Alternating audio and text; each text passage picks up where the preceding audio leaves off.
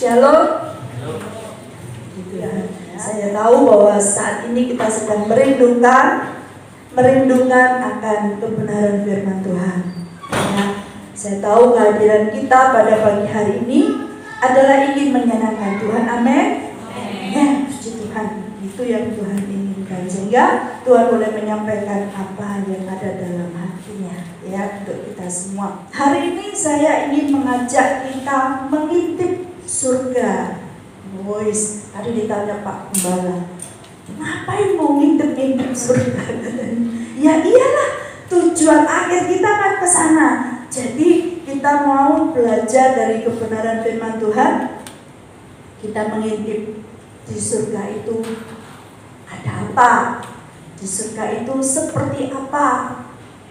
Ya, kenapa kita mau ke sana? Nah, tujuan akhir keselamatan adalah surga.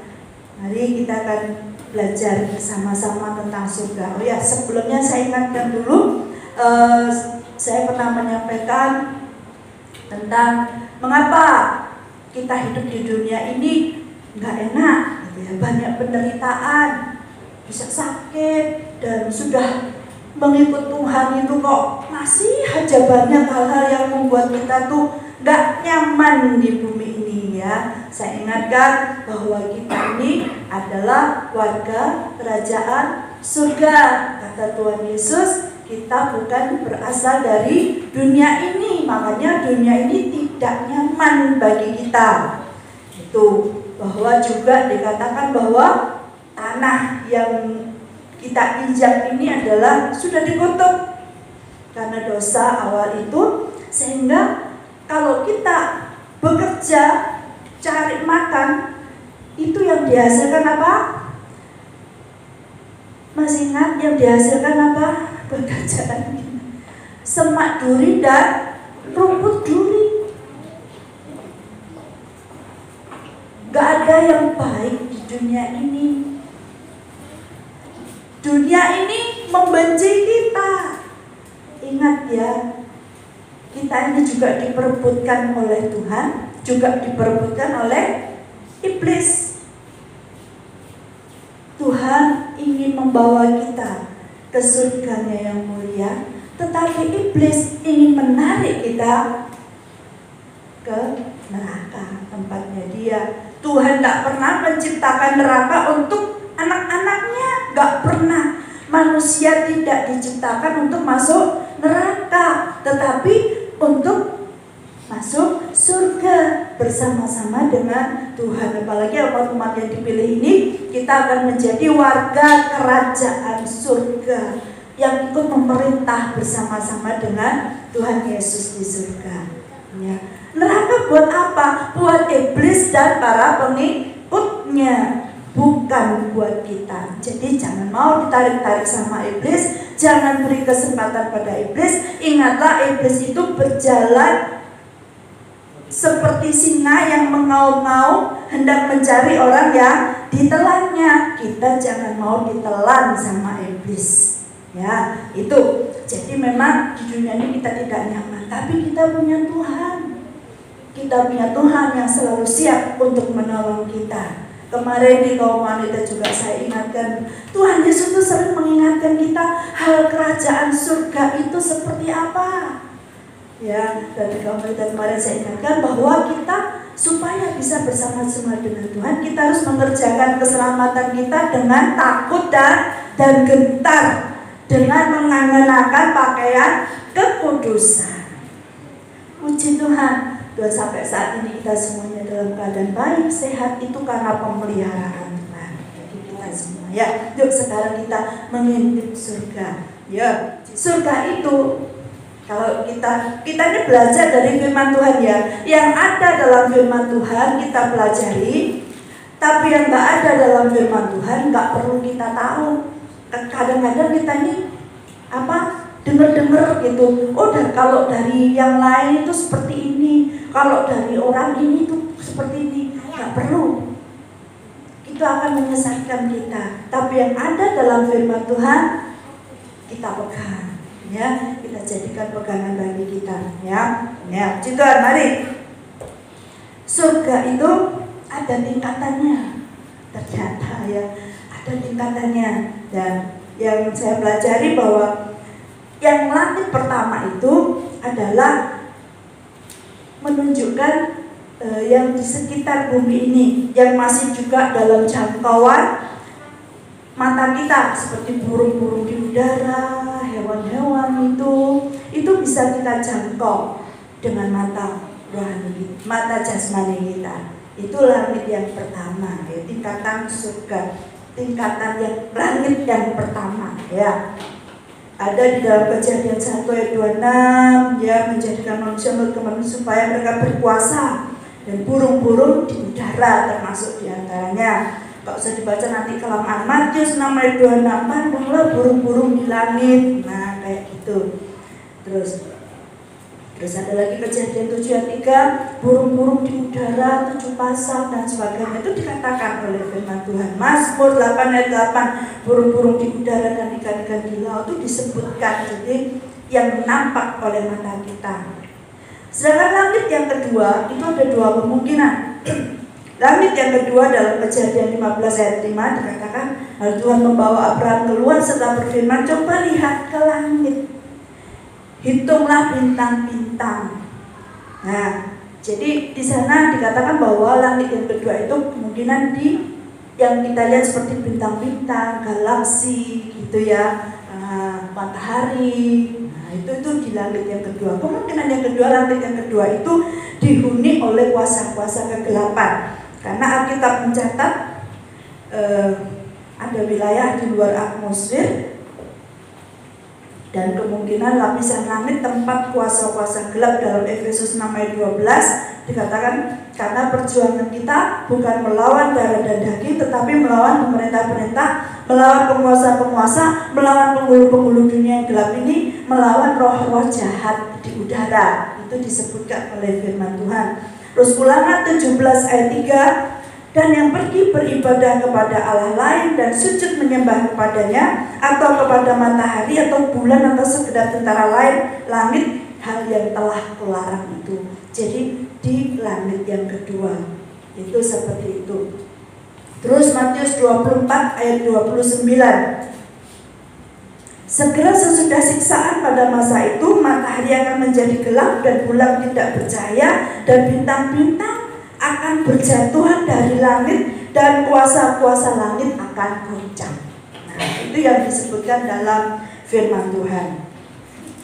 Efesus 6 ayat 12 ini, yuk kita baca ya. Efesus 6 ayat 12, kita baca bersama-sama yuk, biar kita tahu. 2, 3. Karena perjuangan kita bukanlah melawan darah dan daging, tetapi melawan pemerintah-pemerintah, melawan penguasa-penguasa, melawan penghulu-penghulu dunia yang gelap ini, melawan roh-roh jahat di udara. Itu adalah disebutkan eporanios, ya, celestial above sky, jadi di atas langit.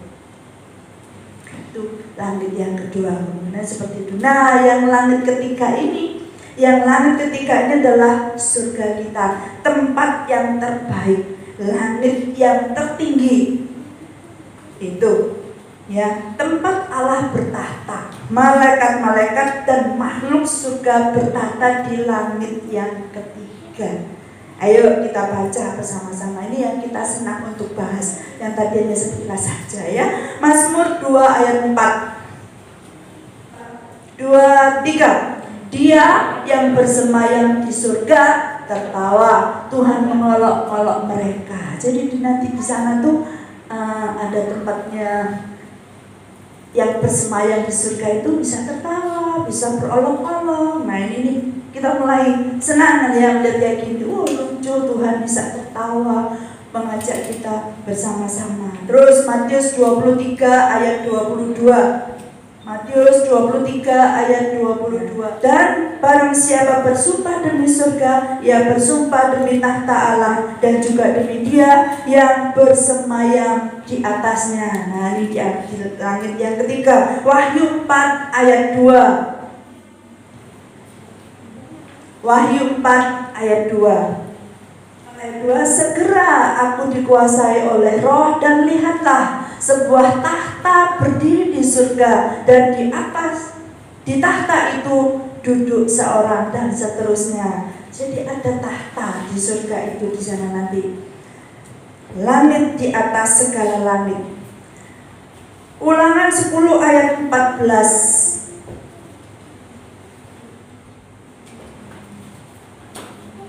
Ulangan 10 ayat 14. Mau membaca ya, biar kita senang gitu, biar kita merasakan sukacitanya gitu ya. Ulangan 10 ayat 14, ya baca bersama-sama. 2, 3. Sesungguhnya Tuhan Allahmu lah yang mempunyai langit, bahkan langit yang mengatasi segala langit, dan bumi dengan segala isinya. Tuhan Allah kita itu yang mempunyai langit di atas langit. Dia bertahta di sana. Jadi tujuan akhir keselamatan itu adalah surga yang disebut dengan langit baru dan bumi yang baru. Ya, langit baru, bumi baru. 2 Petrus 3 ayat 13. Karena kalau di rumah nggak pernah dibaca, jadi kalau di sini saya ajak baca bersama-sama. Saya tahu, jangan senyum-senyum. Ya. 2 Petrus 3 ayat 13, 2, 3. Tetapi sesuai dengan janjinya, kita menantikan langit yang baru dan bumi yang baru, di mana terdapat kebenaran. Nah, itu sudah dijanjikan loh. Bukan hanya di perjanjian baru, tetapi di perjanjian lama juga ada. Yesaya 65 ayat 17. 2, 3. Sebab sesungguhnya aku menciptakan langit yang baru dan bumi yang baru. Hal-hal yang dahulu tidak akan diingat lagi, dan tidak akan timbul lagi dalam hati. Di langit yang baru dan bumi yang baru nanti, kita nggak ingat yang dulu-dulu. Ya, makanya di sana nanti nggak ada kesedihan. Nanti ada kita baca bersama-sama, biar kita tahu benar apa yang ada di sana. Nanti kita kemana dan apa yang harus kita lakukan di sana. Ya, Yesaya 66 ayat 22. Yesaya 66 ayat 22. 2, 3. Sebab sama seperti langit yang baru dan bumi yang baru yang akan kujadikan itu tinggal tetap di hadapanku. Demikianlah firman Tuhan, demikianlah keturunanmu dan namamu akan tinggal tetap. Oh, luar biasa kan? Nanti tujuan kita ke sana. Jadi kalau di sini kita nggak nyaman, kita nggak enak, kita banyak kesulitan, kesusahan apa yang kita hadapi di depan, don't worry, be happy. Nanti kita akan tinggal di tempat yang nyaman, yang tidak ada penderitaan. Sudah dikatakan, dijanjikan sejak zaman dahulu. Wahyu 21 ayat 1. 2, 3. Lalu aku melihat langit yang baru dan bumi yang baru, sebab langit yang pertama dan bumi yang pertama telah berlalu, dan laut pun tidak ada lagi. Tuh loh. Jadi nanti tuh bumi ini udah nggak ada lagi, laut pun nggak ada lagi. Bahkan nanti laut itu akan mengeluarkan orang-orang yang ada di dalamnya. Wah, luar biasa ya. Apa yang ada di sana itu jelas diproyeksikan untuk warga kerajaan. Kita ini warga kerajaan surga. Nah, Yesus itu punya kualitas upah, gitu ya. Makanya kadang-kadang kita heran, mengapa Tuhan Yesus mengatakan upahmu besar di surga, kayak gitu-gitu. Nanti di sana tuh ada kualitas. Apa yang kita kerjakan sekarang ini dicatat. Jadi hati-hati, jangan berkata enak yo, singkat, waktunya nggak banyak tersita untuk pelayanan misalnya. Enak ya, yang bisa jalan-jalan, yang bisa tidurnya tuh nggak usah bangun pagi-pagi karena harus main musik, karena harus jadi WL, singer, jadi petugas. ngerepoti gitu ya. Gak enak ya, gak usah ke gereja, sekarang kan bisa online saja, nanti gampang lah sambil tidur-tiduran kayak gitu. Itu semuanya ada kualitas. Ayo kita baca Matius 5 ayat 12 dan Matius 6 ayat 1. Matius 5 ayat 12. 2, 3. Bersukacita dan bergembiralah, karena upahmu besar di surga, sebab demikian juga telah dianiaya nabi-nabi yang sebelum kamu. Jadi ada upah di surga ya. Matius 6 ayat 1, 2, 3. Ingatlah, jangan kamu melakukan kewajiban agamamu di hadapan orang supaya dilihat mereka, karena jika demikian kamu tidak beroleh upah dan dari Bapamu yang di surga. Hati-hati. Jadi ada yang tidak dapat upah, tidak beroleh upah, ya. Dan ada yang dikatakan upahmu besar di surga. Jadi ada tidak dapat upah, sedikit dapat upah, dan upahmu besar di surga. Nah, kita pilih yang mana? Kita pilih yang mana? Ada nggak dapat upah, sedikit upah, dan besar upahnya? Ada kualitas upah di sini. Jadi kadang-kadang baca tuh bingung, apa maksudnya? Kok upahmu besar di surga? Ya karena ada kualitasnya. Gitu. Di sana nanti itu orang akan makan dan minum seperti di bumi loh, percaya nggak? Ya. Ini dikuatkan dengan pernyataan Yesus waktu dia mengatakan, aku tidak akan minum anggur secara fisik sampai pada kedatangan kerajaan surga secara fisik. Lukas 22 ayat 18. Ini supaya kita tahu ya, supaya kita tahu gerambiang gitu, enggak samar-samar gitu. Setidaknya kita tuh ngerti gitu ya. Yuk, Lukas 22 ayat 18, 2, 3. Sebab aku berkata kepada kamu, mulai dari sekarang ini aku tidak akan minum lagi hasil pokok anggur sampai kerajaan Allah telah datang. Jadi artinya nanti kalau kerajaan Allah telah datang, itu bisa minum anggur, ya kan? Ya, itu ya. Terus kita terus baca Lukas 24 ayat 41 sampai 42. Lukas 24 ayat 41 sampai 42. Nah, 2, 3. Dan ketika mereka belum percaya karena girangnya dan masih heran, berkatalah ia kepada mereka, adakah padamu makanan di sini? Lalu mereka memberikan kepadanya sepotong ikan goreng. Ini ketika Yesus sudah dalam tubuh kemuliaan. Dia datang kepada murid-muridnya. Bingung, muridnya tuh kayak bingung, gak mengenali Yesus gitu. Kalau kamu kok bingung katanya. Malah Yesus bilang supaya menyatakan bahwa dia sudah kembali, dia ada bersama-sama dengan mereka. Dia tanya, adakah padamu makanan? Jadi ini artinya kita akan minum kayak gitu ya. Bisa makan ikan goreng, kesukaannya apa? Ayam goreng, apa namanya, pecel lele, apa yang disuka, nanti kita bisa makan dan minum. Jadi dulu saya beranggapan bahwa di surga itu nanti cuma memuji dan menyembah Tuhan tol. Saya pikir piye ya nanti kehidupan di sana itu ya. Saya tidak bertanya, cuman yo bingung gitu loh dalam hati. Tapi setelah kita baca-baca ini, nanti itu di sana kita akan seperti ini, tapi di langit yang baru dan bumi yang baru. Karena bumi ini akan berlalu, bisa di-replace atau bagaimana caranya kita nggak tahu.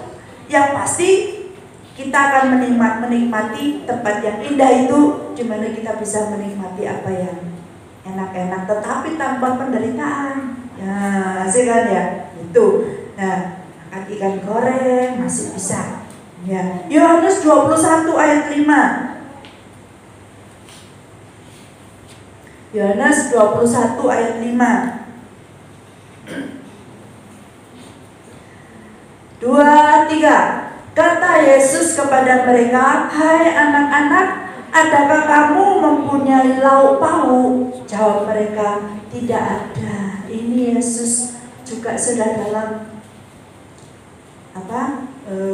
tubuh kemuliaannya, butuh lauk pauk juga, gitu ya. Kita bisa nanti di sana seperti itu. Nah, sekarang kita sudah tahu bagaimana kondisi di sana. Ayo kita sekarang baca bersama-sama di dalam Yesaya 65 ayat 17 sampai 25. Ini juga perlu kita tahu detailnya di sana tuh seperti apa. Ayo, Yesaya 65 ayat 17 sampai 25. Saya minta yang suaranya keras bisa membaca 5 orang bergantian. 17, 18, 19, 20, 21, 22. Oh banyak, 22, 23, 24, 25, 9 orang. Masing-masing 2 aja. Masing-masing 2 yang dari depan-depan. Dimulai dari YSI. Berdirilah dan bacalah Yesaya 65 ayat 17 dan 18. Yang keras. Yesaya 65 ayat 17 sampai 18. Sebab sesungguhnya aku menciptakan langit yang baru dan bumi yang baru. Padahal yang dahulu tidak akan diingat lagi dan tidak akan timbul lagi di dalam hati. Tetapi bergiranglah dan bersorak-sorak untuk selama-lamanya atas apa yang kau ciptakan, sebab sesungguhnya yang kuciptakan ya. Oh iya, yang kuciptakan, sebab sesungguhnya aku menciptakan Yerusalem penuh sorak-sorak dan penduduknya penuh kegirangan. Oke, Jojo. Ayat 19. Aku akan bersorak-sorak karena Yerusalem dan bergirang karena umatku. Di dalamnya tidak akan kedengaran lagi bunyi tangisan dan bunyi rang pun tidak. Di situ tidak akan ada lagi bayi yang hanya hidup beberapa hari, atau orang tua yang tidak mencapai umur suntuk. Sebab siapa yang mati pada umur 100 tahun masih akan dianggap muda, dan siapa yang tidak mencapai umur 100 tahun akan dianggap kena kutuk. Jujuan muda. Terus 21 dan 22. Mereka akan mendirikan rumah-rumah dan mendiaminya juga. Mereka akan menanami kebun-kebun anggur dan memakan buahnya juga. 22. Mereka tidak akan mendirikan sesuatu supaya orang lain mendiaminya, dan mereka tidak akan menanam sesuatu supaya orang lain memakan buahnya. Sebab umur umatku akan sepanjang umur pohon, dan orang-orang pilihanku akan menikmati pekerjaan tangan mereka. Puji Tuhan. Mari satu-satu aja ya. Ayo berdiri. Yang keras. Mereka tidak akan bersusah-susah dengan percuma dan tidak akan melahirkan anak yang akan mati mendadak. Sebab mereka itu keturunan orang-orang yang diberkati Tuhan, dan anak cucu mereka ada di sekitar mereka. Amin. 24. Maka sebelum mereka memanggil, aku sudah menjawabnya. Ketika mereka sudah berbicara, aku sudah memberkatinya. Wah, asik sekali. Ya, 25. Segala dan anak domba akan bersama-sama makan bubur. Singa akan makan jerami seperti lembu, dan ular akan hidup dari lembu. Tidak ada akan berbuat jahat atau yang berlaku busuk di segenap bumiku yang kudus bukan Tuhan. Iya, yuk kita baca bersama-sama yang ayat 25 ini ya. Yuk, 2, 3. Serigala dan anak domba akan bersama-sama makan rumput. Singa akan makan jerami seperti lembu, dan ular akan hidup dari debu. Tidak ada yang akan berbuat jahat atau yang berlaku busuk di segenap gunungku yang kudus, firman Tuhan. Seperti itu, ini sudah ditulis di perjanjian lama di kitab Yesaya. Jadi benar-benar Tuhan itu bikin itu sesuatu tuh sudah dirancang sedemikian rupa untuk kita. Coba tepuk tangan dulu untuk kita. Haleluya. Untuk kita nanti bisa mainan sama ular ya. Bisa mainan sama singa gitu ya. Dan dia tidak akan menyakiti kita seperti di zamannya Adam dan Hawa. Allah kita tidak pernah menyerah. Kalaupun kita gagal, berapa kali kegagalan itu? Ya, pada waktu Tuhan ingin mengajak sebuah keluarga untuk ke kerajaannya, Awalnya dia menciptakan Adam dan Hawa, tetapi gagal. Adam dan Hawa jatuh dalam dosa. Menyerah Tuhan kita tidak. Dia memilih umat pilihannya. Siapa umat pilihan Allah? Bangsa Israel. Jangan tanya, loh kok bangsa Israel? Kenapa kok bukan bangsa Indonesia? Itu kedaulatannya Allah. Ya, yang penting Allah itu ingin mengajak sebuah keluarga untuk masuk dalam kerajaannya, untuk memerintah bersama-sama dengan Dia, hidup nyaman, damai, sejahtera. Tetapi bangsa Israel pun gagal. Padahal udah diambil dari tanah Mesir, dibawa ke tanah Kanaan, yang masuk cuma 2 orang. Lalu mereka tidak mau percaya kepada Tuhan Yesus. Akhirnya Bapa sendiri tidak menyerah, Dia datangkan anaknya yang tunggal, supaya barang siapa percaya kepadanya tidak binasa, melainkan beroleh hidup yang kekal. Tidak menyerah Tuhan kita. Allah tidak menyerah untuk membuat kita tetap menjadi umat pilihan. Meskipun gagal berkali-kali, Dia sampai menyerahkan dirinya untuk menjadi tebusan bagi umat manusia. Bayangkan, itu pun banyak yang gak mau, banyak yang menolak dan tidak mau mengenakan pakaian pesta, padahal diundang dalam perjamuan kawin anak domba. Kita jangan begitu. Kita ini yang bukan awalnya bukan umat pilihan, yang dulu saya pernah ajarkan bagaimana kita harus menjadi teknon-teknonnya Allah, umat yang dewasa. Tuhan ingin mempersiapkan kita saat ini untuk memasuki kerajaannya yang kekal. Jadi Tuhan gak mau main-main lagi. Dipersiapkan sedemikian rupa supaya kita ini layak di sana. Makanya Tuhan bilang, kerjakanlah keselamatanmu dengan takut dan gentar. Masuklah, kenakanlah pakaian kekudusan. Nggak mau Tuhan di sana nanti masih ada orang jahat lagi, masih bisa dibujuk sama iblis lagi. Lucifer sudah jatuh, Adam dan Hawa jatuh. Makanya Tuhan ini ekstra hati-hati.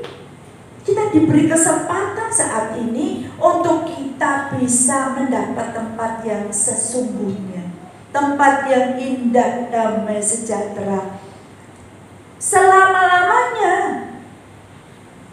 Selama-lamanya. Ya. Kita harus tahu, kemarin ada yang bilang, banyak, bukan hanya kemarin, berhari-hari saya tuh capek ya, lumayan capek gara-gara gini. Gara-gara itu ada lagu Tuhan Selalu Menolongku yang dinyanyikan oleh Koko Singgih dan Cece Monica. Itu sudah saya upload setahun yang lalu. Terus saya tuh ya nggak iseng sih, cuman maksudnya ingin share lagi gitu ya. Saya share ke grup-grup. Ya, tahu nggak? Yang awalnya tuh cuman yang nonton tuh 242. Sekarang sudah hampir 1000 yang nonton. Viewernya tuh hampir 1000. Dan di setiap grup itu semua ambil apa gitu. Terus banyak yang ngechat saya pribadi, tolong doakan saya ini. Loh, ini apa ini? Saya bersyukur itu bisa memberkati gitu ya. Ternyata banyak sekali orang-orang saat ini tuh susah luar biasa. Kelihatannya baik-baik saja, tapi ceritanya tuh ya ampun Tuhan, melas gitu ya.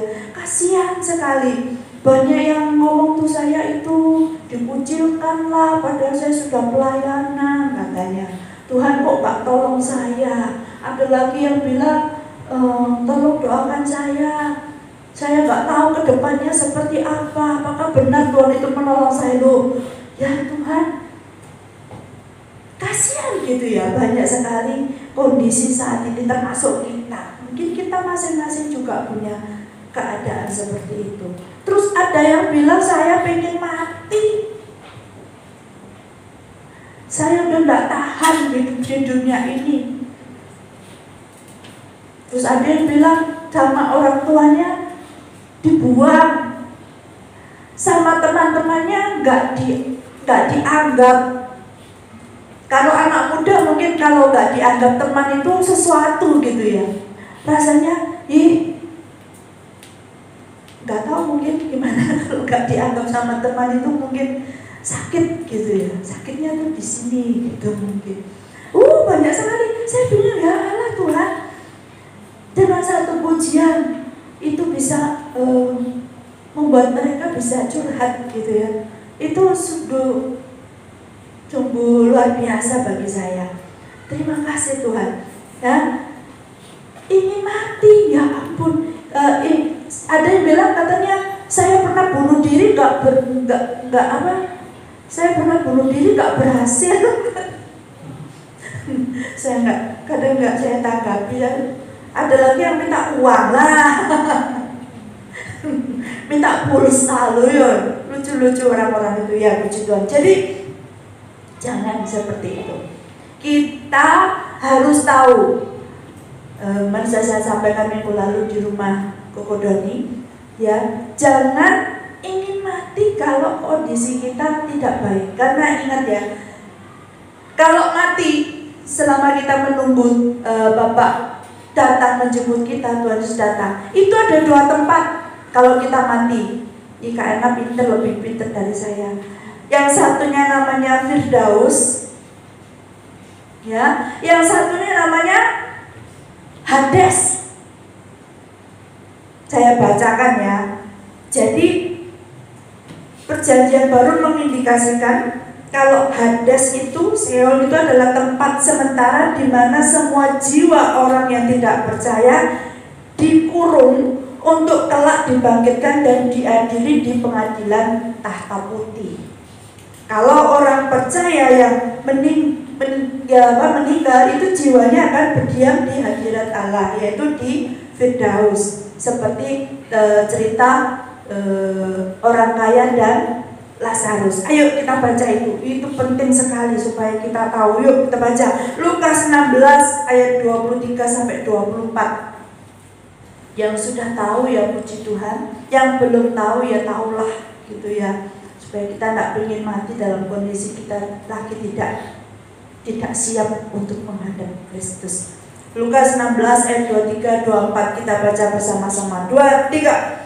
Orang kaya itu juga mati lalu dikubur, dan sementara ia menderita sengsara di alam maut, ia memandang ke atas, dan dari jauh dilihatnya Abraham dan Lazarus duduk di pangkuannya. Lalu ia berseru katanya, Bapak Abraham, kasihanilah aku, suruhlah Lazarus supaya ia mencelupkan ujung jarinya ke dalam air dan menyejukkan lidahku, sebab aku sangat kesakitan dalam nyala api ini. Ini belum hari penghakiman. Ini Yesus belum datang menjemput kita. Ini cerita orang kaya dan Lazarus itu mati. Lazarus ada di Firdaus, di pangkuan Bapak Abraham.